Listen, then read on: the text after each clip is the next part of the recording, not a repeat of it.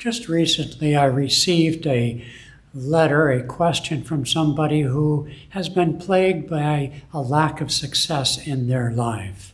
In fact, an interesting family situation was that there were two brothers, one who was always very successful and one who was not. Of course, it was the one who is not that wrote to me. And of course, we also have to ask ourselves, what is success? Naturally, we don't mind having what we need in terms of financial resources, in terms of personal physical health and mental well-being. Those are all perfectly obvious kinds of things. But nonetheless, how do we change what seems to be to us in our lives a pattern of lack of success? Maybe it's in our relationships, a series of failed relationships, failed as we view it at least, or a series of not being able to keep a job. A good friend of mine has had that particular issue in his life. And so changing our karma, meaning changing a pattern that we find in our life that is problematical for us, discouraging, for example, if nothing else. How do we change that?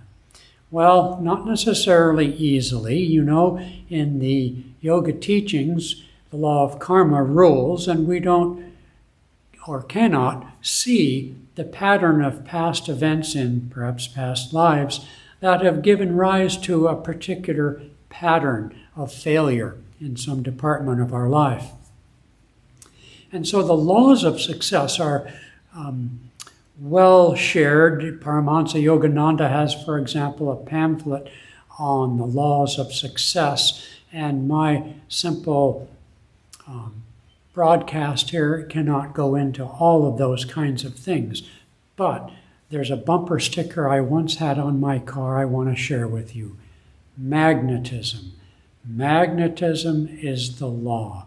By the power of our magnetism, which is built up by the repetition of certain actions, repetitive actions, builds up a kind of electromagnetic energy that draws to oneself the particular magnetism of that pattern of actions. So if we start with the premise that our pattern of repeated actions is what has laid the foundation for a continuing pattern of responses, you might say, from the universe, consequent response, then we have to say we have the opportunity to change that pattern.